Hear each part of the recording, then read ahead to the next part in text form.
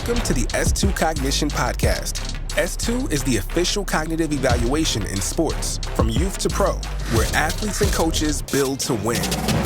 Welcome to the S2 Cognition Podcast. I'm your host, Harrison Hunter, and today we're joined by both S2 Cognition co-founders, Scott Wylie and Brandon Ally. Today we're going to clear the air on what S2 Cognition is, what it isn't, and some of your most frequently asked questions. After the NFL draft, there was a lot of misinformation spread about S2, right? So many questions and comments asked by people who hadn't heard of us before. So in an interest of setting the record straight, we've answered the most asked questions circulating S2 Cognition, including, is this evaluation scientifically valid? Can you prepare for this and improve? Are there any biases in this test? What happened with the leaks this draft? All of that is next here on the S2 Cognition Podcast.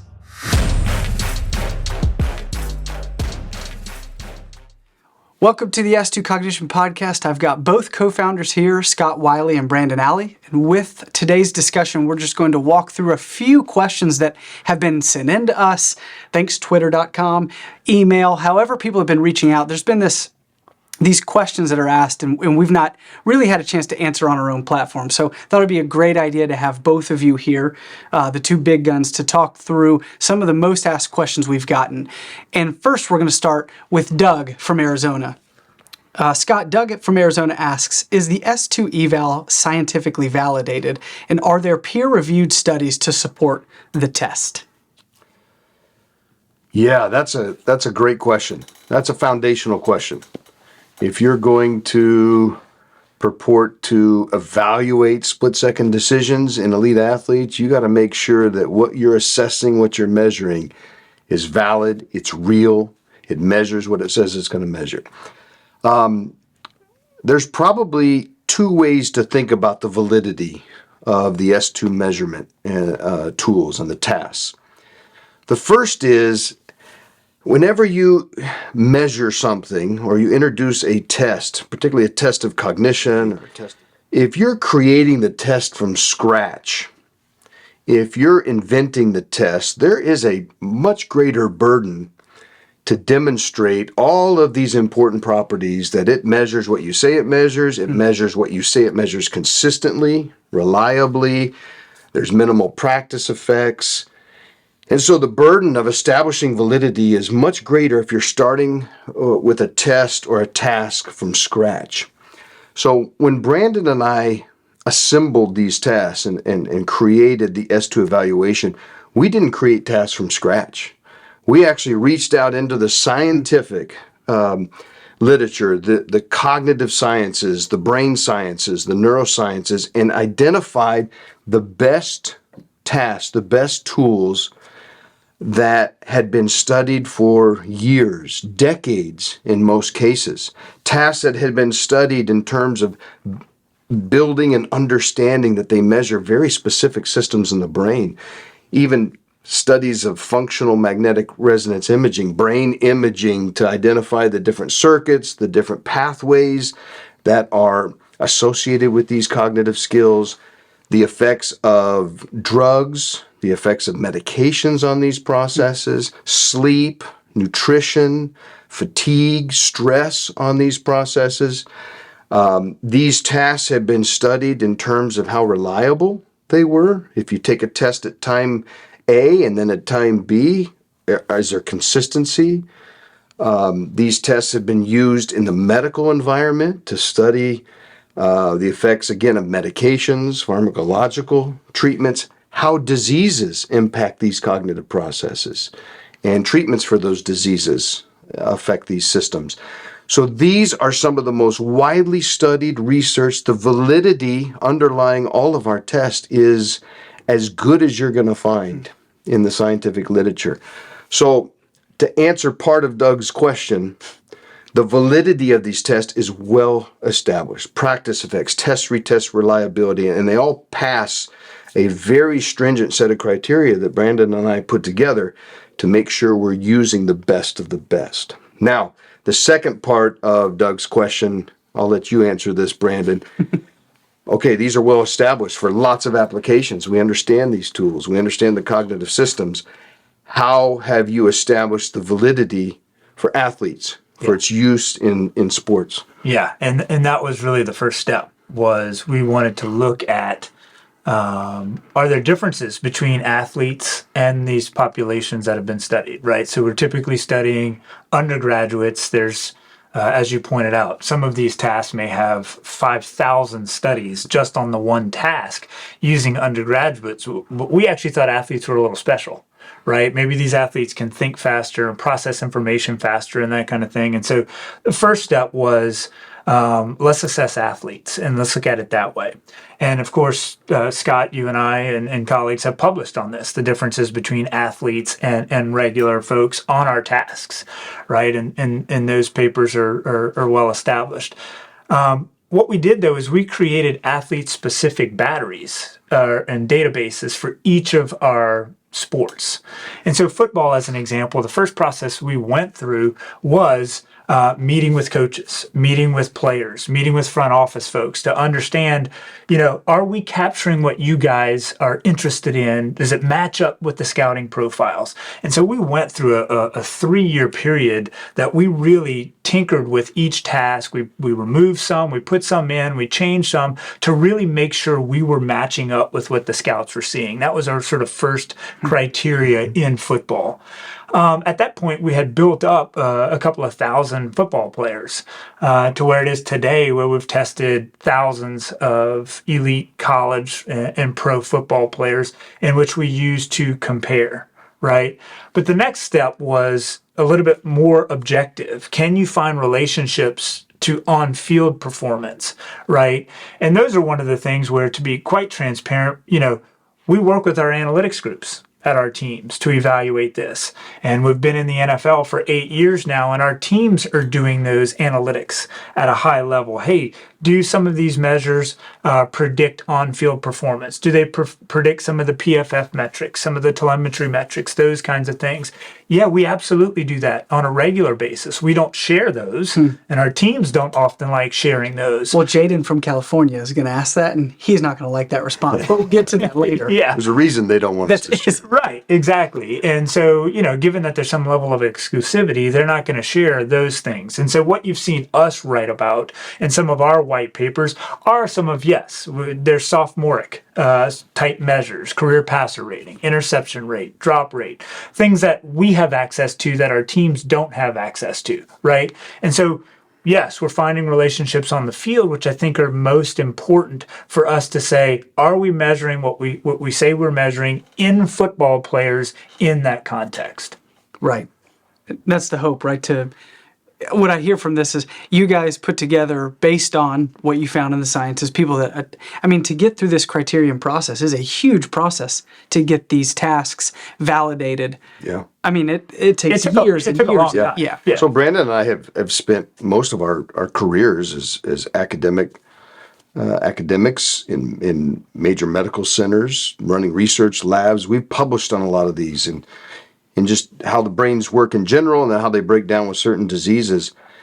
The idea that we could take these same tasks and look at the other end of the spectrum is what was so exciting to us. And this is what's really interesting, is we're learning things about the superhuman end of the cognitive spectrum. These athletes, there's another layer of validity, is when you look at athletes at the highest level of performance, they're wired differently. Oh, yeah. And in sports where you have to make the fastest, most complex decisions in dynamic situations, these are the extremes of human performance. Right. Athletes, Yep. law enforcement, military theater.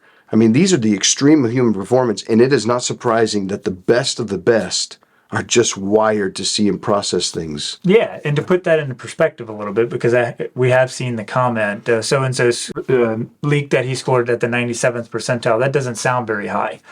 Well, it's at the 90, that means he scored better than 97% of all NFL guys taking that test. So the top 3% of all NFLers. That seems to me that's pretty elite. And if you put NFLers against the average person, they blow them away on a lot of these Right. tests. So you're looking at the you're comparing them to the upper echelon of human performance. Right. And so if you're performing at the 97th percentile, Well, it's like a 40-yard dash time, right? You compare it to what NFL players run instead of Joe from Human Resources, Yeah. right? Yeah. That'd be pretty funny. You have him in the combine running right next to these guys. And to put it even in a little bit more context, Scott and I had the opportunity to test the top 10 Halo players in the world. These are gamers. Yeah. They live on this kind of thing day in and day out. And the elite athletes destroyed the elite gamers. I mean, the elite gamers did well. Their average score was about the 68th percentile. So not to throw them completely under the bus. Yeah. But those guys that score above 80 on the S2 in football players, I mean, these are elite. Dudes. Yeah. Special dudes. Yeah. What kind of leads us into the next question that Ashley from Washington had. Brandon, you kind of went into how and why. I mean, you even alluded to this as well. But how does each sport get the certain tasks that you guys came up with, right? Because the baseball evaluation, different than the football, that's different than the golf evaluation. How did we come up and select those? It's a good question because I do think, as Scott and I, we always sort of joke, we're the scientist aspect of this thing. We know sort of how the brain works and we've studied that in our labs for years, but really we always go to the content experts, and the content experts are the coaches and the players, the guys who live and breathe this stuff. And so our first pass in any sport, and say football as an example, we didn't just come up with all the tests and say, here's what football players have to do. Right. That first 2 or 3 years at LSU, it was literally digging in with Corey Raymond, the defensive backs coach, to really dig in and understand what does a safety have to do. From pre-snap to post-snap to tackle, what does he have to engage in? What does he have to do? And we went position by position. And then we captured those tests that we know. If he says, well, he's got to broaden his attention, he's got to see the whole field, he's got to see all these people coming out of the backfield, keep track of receivers. Well, there are tests in the scientific literature that have studied that exact process for decades. So we took that test, and started evaluating athletes. And then we began to make some subtle adjustments. So as an example, in the scientific literature, that task usually takes 10 to 15 seconds. Well, there's no NFL play that lasts 10 to 15 seconds. So we modified the time frame. The number of things that they have to track is what a safety or a quarterback might have to track. And the speed at which our objects move mimics what the speed of athletes moving across the field are. So we really have worked with the content experts. And Scott and I talked about this a while ago on a podcast, was, the most enjoyable thing about our jobs is we have access to some of the best scientists, some of the best minds in cognition across the world that we've collaborated with, or we know through, our connections, and that we can approach. And we have podcasts on the website that we can talk to some of these experts. So some of these guys will study just one cognitive process their entire life, and they're experts on it. And we can talk to them about the subtleties of it and what it measures. On the flip side of that, we have access to some of the brightest minds in sports, some of the best coaches and athletes that give their input on that. All Scott and I are doing are taking those two pieces of information and trying to translate it for each other, trying to translate the science for the coaches and athletes, and trying to translate the sport for the scientists so that they can help us get better. That's the beautiful part about that. I mean, in soccer, we've looked at what a goalkeeper has to do, and what a goalkeeper has to do is not the same as a midfielder. And you've looked at that extensively, talked to plenty of coaches. That's exactly what I wanted to get into. Yeah. I think Brandon said it perfectly. It really is taking the conceptual understanding based on decades of incredible work by some of the most talented cognitive and neuroscientists on the planet, and merging that with some of the most talented coaches and sports minds, and we get to play in the sandbox right in the middle. And I think Brandon said it perfectly. But when you start looking at these different positions, you're right. Even within a position, if they're getting the same battery, there's going to be different cognitive styles because athletes are wired differently. And we're starting to see that. A running back may have certain cognitive skills that lead them to make certain kinds of decisions and be effective in an open field, versus a running back who's very patient and good at making those quick read decisions behind the line of scrimmage to then hit the hole. Or basketball players that can see the field, have eyes in the back of their head, versus the player that just has incredible ability to time their jumps and their rebounds. Across sports, there are certainly tasks that overlap. Well, it turns out you got to have good impulse control across a lot of sports, because being impulsive and making, quick, reflexive mental mistakes get you in trouble in just about every sport. But there certainly are some unique differences. Some sports like a baseball or softball hitter, they're standing in the batter's box. There's a fixed spot, roughly, where they're going to pick up the ball, and they got to process that really quick. And it's the same kind of structure every time. But then you have sports like football, soccer, lacrosse, that are hockey, much more dynamic. Things are fluid and flowing. You're playing 360 degrees. Very different than what a hitter's doing. So they require us to think carefully and to really build batteries that are focusing on the skills important to those positions. So we've talked about the tasks, right? We've talked about the science, the validation, what all has come from this. Lakin from Seattle wants to know what the evaluation looks like. So here are all the tasks, here's the science behind it, but what does it actually look like? What does the athlete sit in front of it, and how does it appear when they're taking we like to call it evaluation, not a test. Evaluation sounds more like what we do. Yeah, the evaluation is administered on a specialized laptop gaming computer. And then we have a special response pad or box that allows us to measure reactions within a couple milliseconds. And so it has an internal clock built on it. The programming is absolutely critical. We're using the technology and the strategies that we use in the lab when we study speeded reaction time to make sure that we know when every pixel lights up and decays on the screen to when within a millisecond or two of when a response button is pressed.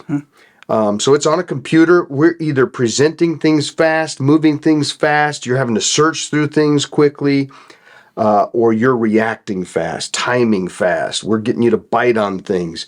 And we are looking at sub-second, typically sub-half-second kinds of processes, from how you process what you see to how you use your memory dynamically to recognize things, pick up on things, to how you control your reactions, your impulses, how you improvise and switch directions very quickly.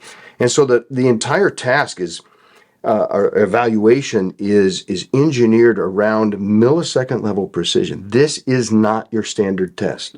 We bring the heat. We are pushing brains to the brink of failure. We're pushing them to see how far we can push them until they make mistakes. And so that's one of the cool things is athletes get up all the time and they say, that was the hardest thing I've ever done. That was brutal. That felt like a game. And that's because we're engaging these same systems they use when they're playing. We're getting them to make the same kind of mistakes that they feel that are real in the game. And it just connects with everything they're doing when they're competing and when they're playing.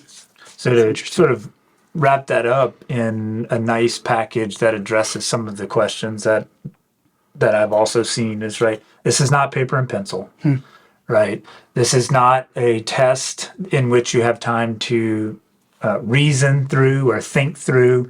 It is purely reaction-based, right? And it's not something that you're going to be able to do. It's just so precise that you can't do it over the web, or you can't do it on an iPad or some device where there's response latencies and there's differences, there's variability in a touch screen and accurately capturing reaction time.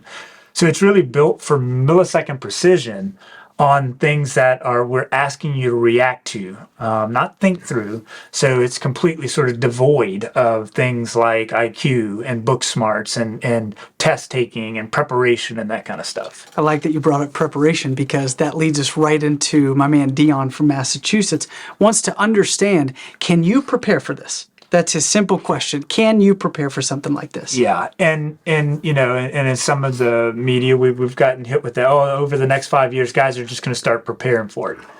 Well, you can't prepare for it. You legitimately cannot prepare for it. And when Scott talked about us taking the tests from the literature that had the best retest reliability and were sort of resistant to practice effects, really that means you could take it multiple times and you're not going to improve your performance. We are actually getting at the capacity, like how your brain is wired for each of these cognitive skills. So you could take it 1,000 times if you wanted to. Your score is not going to change that much. Well, that's literally DJ from Tennessee goes, can I score better if I take this over and over again? So you're kind of lumping this answer and response into both of those questions. Yeah, I wish it was that easy. But no, you can't prepare for it. You can't take it over and over and over again. As a matter of fact, just recently, Scott and I looked at, we've worked with 5 of our Division I, high-level Division I programs to test guys on regular intervals and look at the retest reliability. And some of these guys took it multiple times over their 4 or 5 year period on campus. And the correlation coefficient there was actually 0.893, which is really, really high. In general, we saw guys may shift about 5 percentile points. And that's really not a lot. I know, well, 5% better. It's not that you're getting 5% better. It's just that you've scored 5, and so we've got a little bit of a window there for optimal testing scenarios, right? We're not always at our best. You go in the weight room to get your 1 rep max. You're not always there. You have bad days, you have off days. Well, that was what I was going to add, was almost all this is related to the athlete's willingness to get to that threshold point, right? If it's a bad day for him or her, you don't know, what the output's going to be. Like and I think it's a good point to bring up, because as opposed to like the concussion testing, you can't fake good on this. Like you can't score well on this, just sort of mailing it in.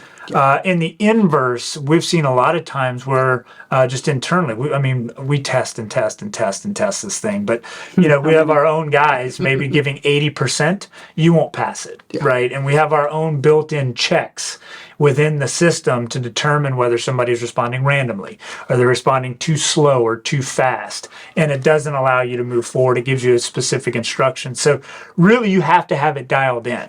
But even on days that we dial it in, sometimes we're not at our best, right? Or we're over-caffeinated or under-caffeinated or whatever it might be.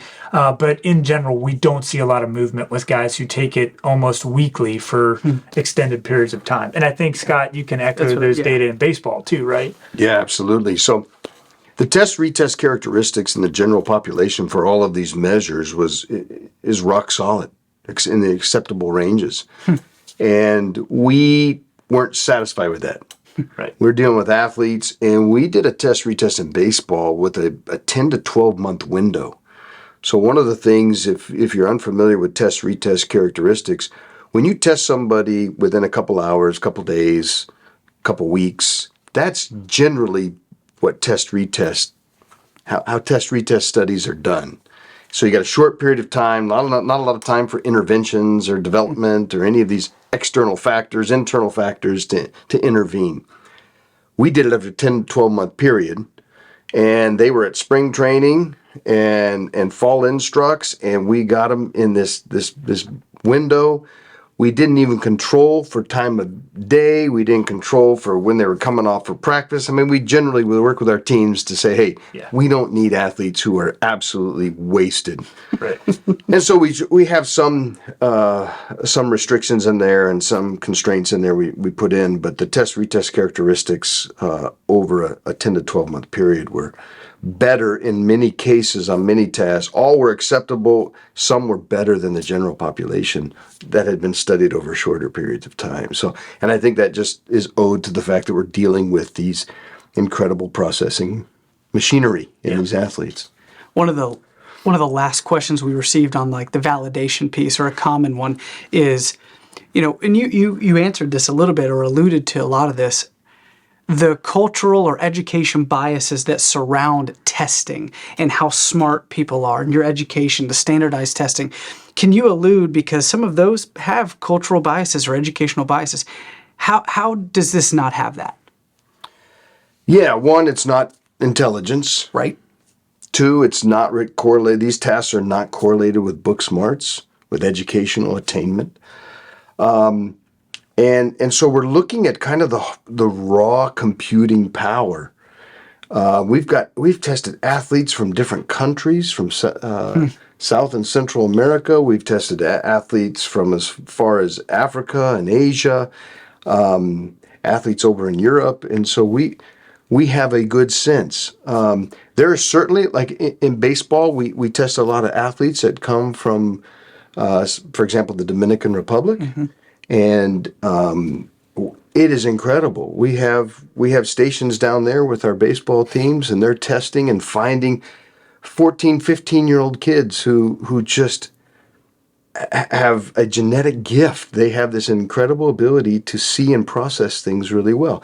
Now, certainly in situations where there might be, only a few years of formal education and maybe not quite as much opportunity for nutrition and sleep hygiene kinds of experiences, there certainly is an acclimation period for doing the kinds of testing we're doing on a computer and even with a mouse or a button box and that. But that aside, I mean, it's, athletes of all shapes, sizes, cultures, creeds. This is going to be an equivalent measure of their performance. Yep. And we've tried to support that with our own work, right? I mean, we've looked at in the football, this, Harrison, in the football batteries, we've looked at what college they've gone to. We've looked at race. We've looked at what time of day they've taken it or which all-star game they've taken it at, and we find no differences. Okay. So, it's a really unique thing. That's pretty amazing. Yeah, and certainly, Scott, we've talked with coaching staffs and stuff like that. There are athletes that struggle to get it done in the classroom, but they absolutely crush the S2 eval. Absolutely. When you cross those white lines and you're playing at those speeds and in that dynamic environment, you're using an entirely different set of cognitive decision brain systems than you use in the classroom. And so it's not surprising that how you do in the classroom is not a predictor of how you do on the field. Right. Interesting. Don't need vocabulary and calculus on the football field. Oh, Jack Marucci would totally support that. I'm just a kid from Pennsylvania. Charlotte from Maryland asks, what is the S2 score? And I think it's a great question. It's a broad question, but it really wants to hone in on what is it we're measuring? What is the S2 score? Yeah, that's a great question. Let me break it down first. Okay. And so we're measuring very specific cognitive systems and processes. We measure multiple in each of our evaluations for each sport. So what we're trying to do, and this gets at the overall, we're trying to break down all the decision-making processes so an athlete can understand where the potential bottlenecks are, the struggle points are in certain kinds of decisions, and where the areas that they can take confidence in that they process well. And so these things happen so fast and often outside of our awareness that we have no idea how we process what we see, how we react compared to other athletes. We see the effects of our decisions, and when we make mistakes, how many athletes sit there and rack their head and say, I don't want to be swinging at that pitch, or I don't know why I made that pass at that moment. There are cognitive decision reasons, and we're trying to understand where in the process of playing the kinds of decisions and the kinds of quick processing that an athlete will struggle with. So we have all these individual processes. The overall S2 score is how your combination of skills ranks compared to the reference group. So if you're being compared to other Division I women's soccer players, you're going to have your S2 score is how does your particular combination of scores compare? So is it a useful information? Well, as a quick and dirty snapshot, right? If it's high, that means you probably bring a lot of high-level scores. But it also means there could be some low ones in there that you don't appreciate with the high score. And same if it's lower, you may have a few high ones that are really important to your style of play or what you're doing. Great point. You have to understand, so the overall S2 score, it is analytically and statistically important in some models, But if you only look at that score, you're missing the richness of the evaluation. You're missing the entire context, because underlying that score is the meat of how an athlete is wired. That's going to help them with understanding who they are, how they need to adapt, and how they need to train. Quick and dirty snapshot, but that you're not going to understand the why, right? The why behind the decision. Yeah, not only the why, but all of, like Scott said, that rich contextual information. And so making this more relevant to why we're doing this video, right, is some of the scores that came out in the media, right? And so let's say you've got a quarterback that scored a 90. Well, you don't know everything that underlies that. It doesn't just assume that he's going to be this great quarterback. If he's got a 10 in tracking capacity, which is your ability to broaden your attention and see the whole field, he is going to have difficulty in a system that requires him to have reads from sideline to sideline and make judgments based on movements of players. Right. If that's what he's being asked to do, it doesn't matter if he's got a 90 overall, he may still struggle in that system. Right. So the S2 is more about trying to help athletes and teams understand how that athlete is wired so that they can put him in the best situation to succeed. Again, an athlete with a low number doesn't mean that he's going to be a terrible athlete. Right. He will have some strengths in there that he can do very well. It may be a limited playbook, or it may be a limited within a context or scheme, but it doesn't mean that athlete won't have success. And can execute in that scheme.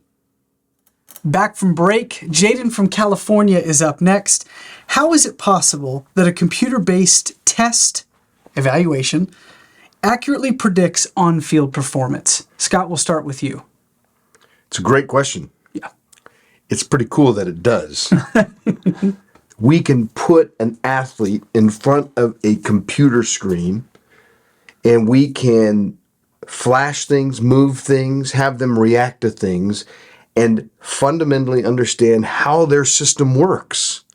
And that is the same system they're taking onto the field, onto the court, to play and to perform. You can't get wrapped up in the fact that it's a computer game. That is not how cognitive scientists look at these. These tasks are designed, carefully put together, engineered, linked to activity in your brain, to measure and isolate very specific cognitive systems. These are the systems that we use when we play. And so you can't trivialize it by just saying it's a computer game or it's on a computer. It's the underlying process in the system. I'll give you an example. Impulse control. We have a system in our brain that helps us govern and control our motor reactions to things. And that system protects us from reacting too soon or prematurely, impulsively when we're in a performance situation. Well, guess what? That system varies from person to person. Right. Some people have incredible ability to hold back strong reflexive impulses. Other athletes, other human beings, the first thing their brain starts to load up and prepare to react, they have it's out the door. Or more frequently out the door. And so we're measuring the impulse control system, not what you're seeing on the screen. The screen is just creating the engagement of that system. And so it's important to understand we're measuring systems. These systems are then applied in a performance situation. And that's why we see linkages between how your brain is wired and performs these cognitive systems and on-field mental mistakes, on-field exceptional metrics and statistics. The linkages are there because your brain is your central engine when you're outperforming as an athlete. So we're measuring impulse control system. You just happen to show that in football. You just happen to go through that in basketball, in baseball, right? Yeah, and I've used this example several times. If you are sitting at a red light, and the lane next to you is the turn lane, and that green signal goes on, I oftentimes just impulsively hit the gas, and then you got to hit the brake, right? That's your impulse control system, the same system that prevents you from road raging. It's also the same system that prevents you from swinging at sliders out in the dirt. Even though it looks fat coming out of the hand, you've got to resist that impulse to swing. Same system that prevents you from jumping off sides on a hard count, from pulling a jersey when you feel like you're getting burned, from throwing a ball in a partial read. You didn't see the DB cutting across to jump the route. So the impulse control system governs those types of behaviors. We measure that system for 9 different cognitive skills that go into the football battery. So that same approach we take to how well you can visually search through chaos to locate a target. And we look at how fast you can do it and how accurate you are. So we build essentially it builds a profile of the way your brain is wired. And when you're equipped with that profile, you can not only understand some of the whys behind mental mistakes, but how you're wired to play. And we're all wired to play very differently. We all know the kid on our basketball team that could see passes before they happened. And that's the guy you wanted in the middle of the 1-3-1, right? Versus the guys who were a little bit slower to react and needed more time and things like that. We're all wired differently. And I think that's the generalized approach of S2, is trying to help athletes and coaches understand how they're wired so that we can make some assumptions on the field. And it's not a one-to-one analog, right? I mean, Scott and I are never going to get in the business of saying that we can tell you exactly what's going to happen.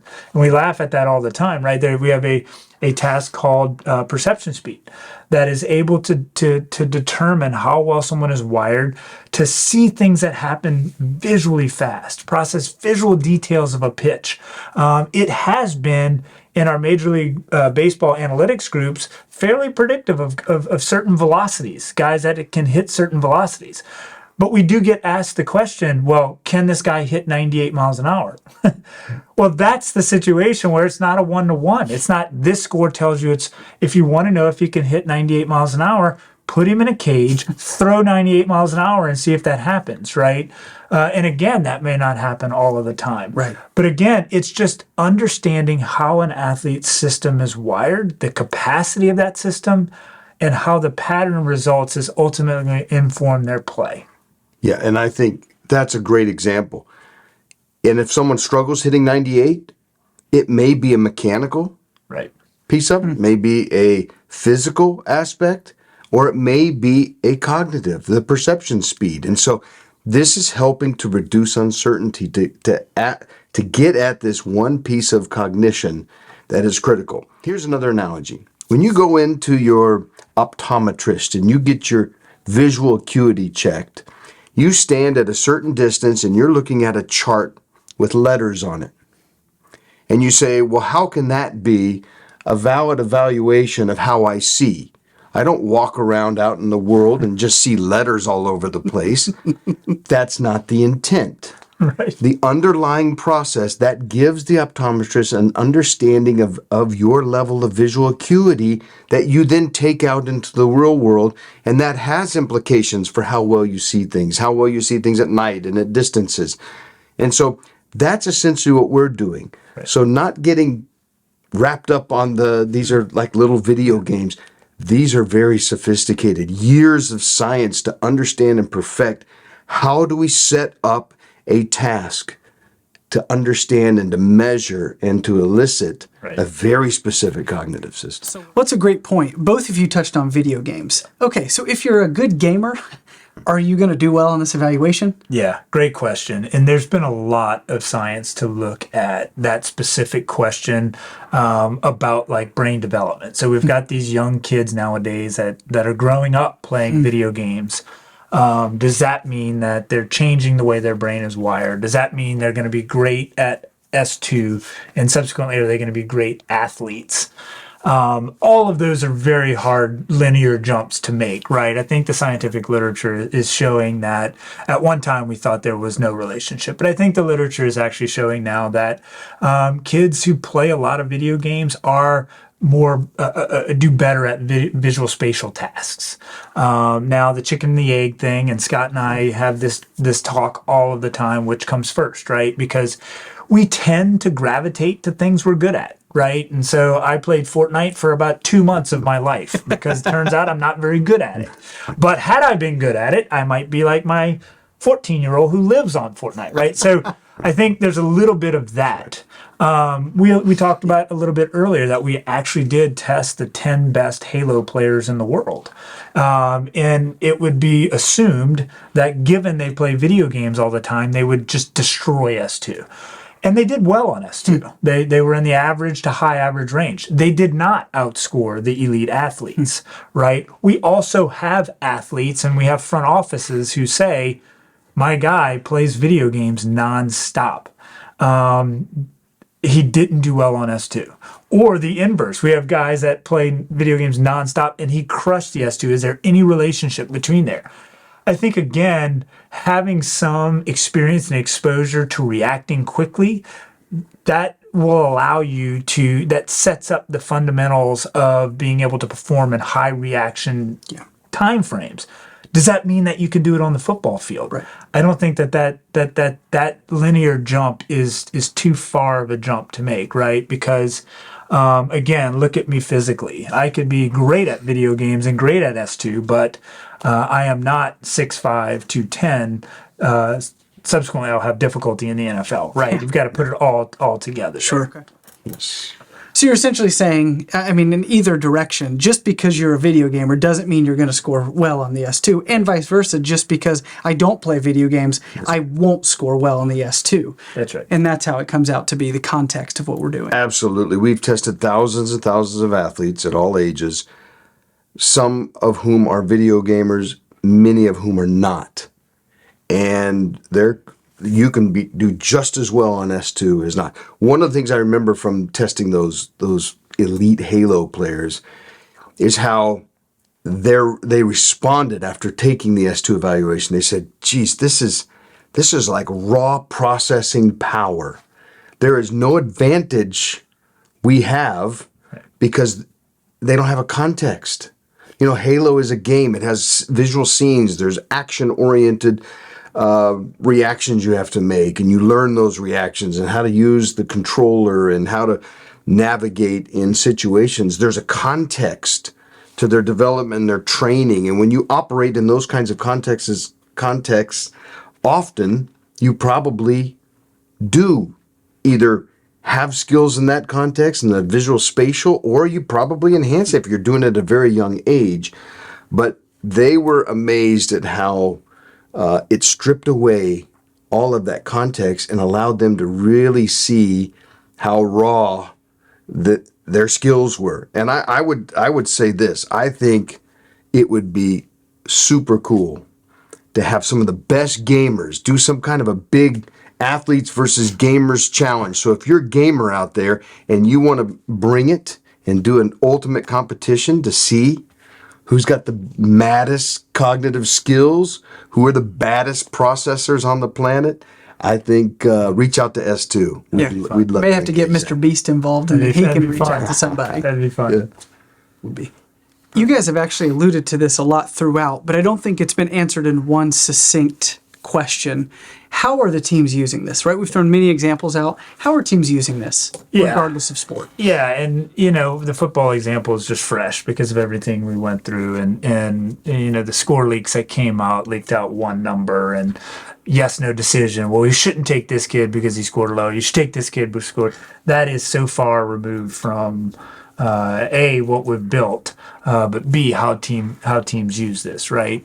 And so as we talked about earlier, you know, you get a pattern of scores. You get multiple cognitive processes, and so you understand how an athlete is wired so that you can know how that athlete is going to succeed on the field or may struggle on the field.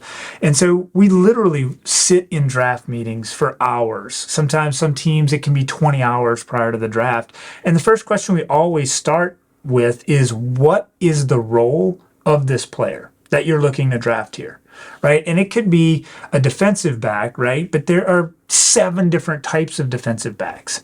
And so if you're asking a defensive back to play on the line, press coverage, man v man, that is a very distinct cognitive profile that requires one to lock in and focus, not fall prey to misdirection, be able to improvise in the moment, have very good perception speed to be able to process things very quickly, which is way different than a safety or even a nickel type corner that you're asking to drop back in coverage. See the whole field. Make sure that you're covering this side of the field, but you also have to be concerned with a back coming out of the field or a slot coming across the middle.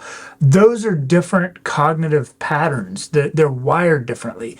So we're just helping teams and we're informing teams about the way the brain is wired so that they can kind of put the right guy in that right position. No team in history, this is our 8th NFL draft, have said, I'm going to take an S2 guy because he scored 92 and he doesn't fit our scheme. He doesn't have the physical skills. We don't like him. Yeah, it's psychological. He's a mess, but we're going to take him because of that S2, or the inverse. Right. And it's also important to understand context, like with position. And I've said this on a few podcasts, right? At the defensive line position, let's take an edge rusher as an example. If you've got a Myles Garrett who is 6'6" and can run 4.4 and has a 42-inch vertical and can put an offensive lineman on his rear in a heartbeat, it doesn't matter how many objects he can track. It doesn't matter. This cognition is not as important at that position with that athlete. So you're looking at the whole piece of the puzzle. You're looking at his physical characteristics. You're looking at his psychological makeup. You're looking at, especially on the line, you're looking at all that technical things, footwork, hand placement, leverage. You're looking at game experience and game knowledge. So it is one piece of the puzzle that goes into the overall athlete evaluation aspect of things. And so, again, teams, we get asked about in the media about, well, if it doesn't show on-field performance metrics, that's not our job. Our teams are finding the on-field metrics, and they take that knowledge into the draft room to say, okay, here's what we know about players in the past who have scored this way and how they perform. Right? Or we've got Joe Burrow. Here's his profile. We've got a matching profile. Perhaps this athlete will play like Joe Burrow from a cognitive perspective. So being able to use it in that way is just informing it's part of their selection process, not a selection tool. We never just drop data on a team and say, here you go. Right. It's a constant discussion about a player, about how a player fits, about what a player's limitations are. And, back to the Myles Garrett example, let's just say hypothetically that defensive end had low impulse control. Well, we know low impulse control leads to some jumps offside. If you've got a guy who's averaging 2.5 sacks a game, I think we can deal with the jumping off sides occasionally, right? So it's understanding how it's going to manifest in play, what your tolerance level is, all those kinds of questions. It's much more complicated than I saw so-and-so scored 84, that means X. Right. And what are some of the examples that you've seen how teams are utilizing what S2 evaluates? Yeah, I just had a recent conversation with an elite Division I women's soccer program. And there was rolling up our sleeves, looking at the cognitive profiles of these highly talented female soccer players, and they were trying to make decisions about their positions. Is this an athlete who can distribute, can see the field, the point guard, if you will, or the quarterback of the offense? Or is this someone we just need to get the ball and let her make things happen at the goal? And so looking at those cognitive profiles, and they've been wrestling with shifting a couple other athletes, and this gave them that confidence that, look, we put her here. We're asking her to do things that she might actually struggle with cognitively. So I think those kind of position decisions, but then probably the other big application and the one we enjoy the most is, all right, I see how these athletes are wired. What can I do to help them? How can I get them to play at their full capacity? Because just because you have good capacity doesn't mean you've trained it and shaped it in the sport you're playing. And then how do I keep some of these lower areas, these struggle areas from showing up on the field? And the player development application is huge, and it gives coaches a deeper appreciation and understanding for the why that underlies mental mistakes, struggles, and allows them to at least begin to address the issue through more targeted training. We see this on baseball and softball. Hitters with low trajectory predictions, so they misjudge a little more consistently where the pitch is going to cross the hitting zone, or they have poor timing, and so they're susceptible to off speeds after fast balls or vice versa.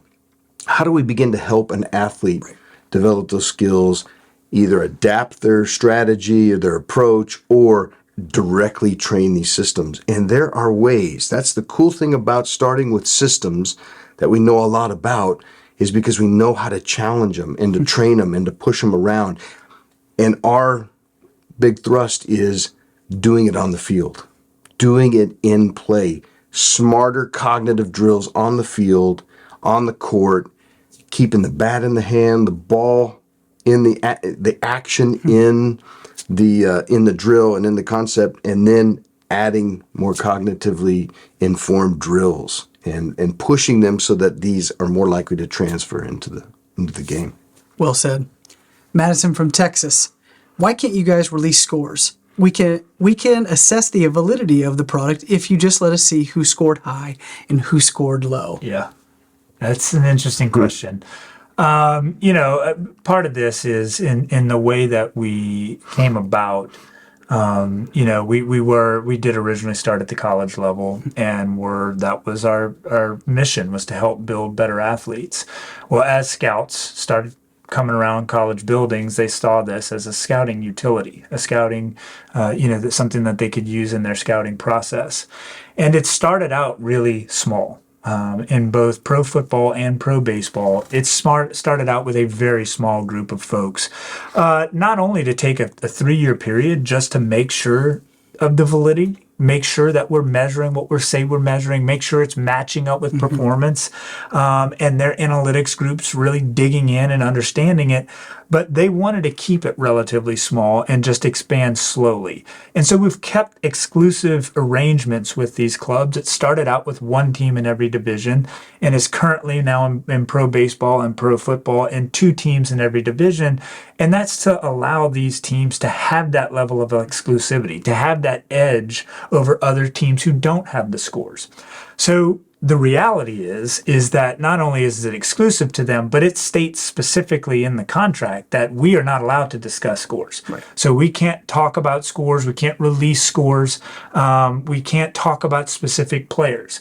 Now, yes, have we had instances like Brock Purdy, like Joe Burrow? Those scores have been put in the media.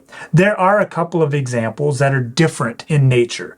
A guy like Joe Burrow, we've been working with Joe when he was at LSU, right? And he scored well at LSU. It was one of those things where we were really using him to understand a lot of quarterback stuff. And we asked him, can we use your scores to put on the website and to show the sort of strength and power of the S2 evaluation? He said, yeah, no problem. The Brock Purdy thing was a completely different type of example where Brock actually works with a very specific quarterback coach, a professional quarterback coach who we've had a long relationship with, and his coach tests all of his athletes to help them develop.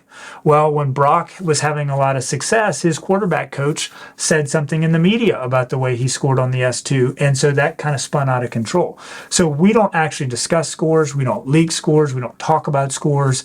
They remain actually the exclusive property of those teams that pay for us and pay a good deal of money to keep that in-house in the small group of teams. And at the collegiate level and at the youth level, the teams, the organizations that engage S2, they own the identifiable data. And so we are not at liberty to share their data. They want those data to remain in-house. They use it for their own edge in training their athletes and training their players. And so we don't release scores because these are data that teams use in the draft, recruiting, and player development and analytics lines to maintain an edge and get an edge. We're still scientists. And so we still publish, we still do work. And so we understand the value of data and having multiple eyes and data sets. that are open and objective and face the scrutiny. And so it pains us to not be able to release scores and to share scores, but this is a competitive environment and landscape we're operating in. Right. And to be quite transparent about that, each club, I mean, we work with some clubs that have 6 or 7 analytics folks that do analytics on that, right? And while some clubs inform us of valuable relationships they're finding on field performance and some don't, we find the value in that they continue to work with us year over year. Yeah. Some of them don't even share with us what they're finding, right? They play their cards close to the vest. And so that's, it's fun to try to figure out what they're finding and try to ask them questions to understand the relationships. But you're exactly right. We knew that the success of S2 would hinge on the value that teams would find in connecting it to your ability to play at the highest level, connecting it to on-field metrics, and that has led to ongoing continuous success in this area. All right, Mia from New York asked the payoff pitch. What happened with the leaks? Yeah, what a seriously unfortunate event, and it really upset us, really bothers us. Leaks of data are not fair to the athlete who we care about, who are important to us, who have instilled their trust in us. They're not fair to the organizations and the teams that pay for exclusivity, pay for an edge, and want a product delivered. And they're not fair to S2. We take a lot of pride in data integrity and relationships with our teams and providing a service. We've got S2 employees that have families that depend on our running our business and running S2 with the highest degree of integrity. And so when leaks happen, first and foremost, they're not from S2, so you better not put much stock into the scores. And we've seen scores that were wildly off. And they're not certified by S2 because we don't leak scores. And it's really unfortunate. Again, it's just unfair to athletes. This is an exciting time in a young athlete's life, trying to make it to the next level, and for someone to take a shot, they got to be tough, have tough skin, but doing something that wasn't intended to be shared publicly by virtue of our relationships and contracts with the teams, it's just very disappointing. Yeah. And I also will take some time to address the fact that we've seen Joe Burrow score out there. We've seen Brock Purdy score out there. There are different instances, right? So we had worked with Joe Burrow for a couple of years at LSU. We did wait until after he was drafted, so it wasn't used in an inappropriate way. But we got approval from Joe Burrow to share his scores just because it was helpful to show the power of S2 when conceptualizing Joe Burrow. Some of Brock Purdy's scores were in the media. That's because Brock works with a pro quarterback coach and has for years. And that quarterback coach happens to use S2. He uses it with all of his athletes to help with the development process. And I think when Brock had a lot of success and they were interviewing his coaches, some of his scores came out. And so ultimately they ended up talking with us, and we had permission from his quarterback coach and from Brock to be able to do that. And then, we've had guys like Kirk Cousins reach out and say, hey, can I take it? And so he was willing to talk about his scores on a podcast that we brought him on. So, in the limited instances where you've seen data from S2 or on an S2 social or something like that, it was with approval of that athlete and the owner of the data. So your Joe Burrows and your Justin Jeffersons, LSU own that data. We had been working with those athletes well before they were in the NFL. And so we had permission to talk through things that were helpful and for illustrative purposes. So I think it's also important to clear up some of that. Thanks for joining us today on the S2 Cognition Podcast to talk through some of the misinformation, the questions people have about what we are, what we aren't, and how we can clarify those things. You guys put a lot of hard work into this product and how we measure things. So appreciate both your times today. Thanks, Steve. Thank you, Harrison. Thanks for listening to the S2 Cognition Podcast. We hope today's episode provided educational knowledge about the S2 Cognition evaluation and how we are helping teams and players make faster, smarter decisions on the field of play. If you're enjoying the podcast, please subscribe with the plus sign at the top of your app, leave a review about the episode, and share with your neighbor. Follow us on Twitter at S2Cognition and Instagram at S2.Cognition. If you're interested in getting in touch with the show, please visit our website, s2cognition.com/podcast.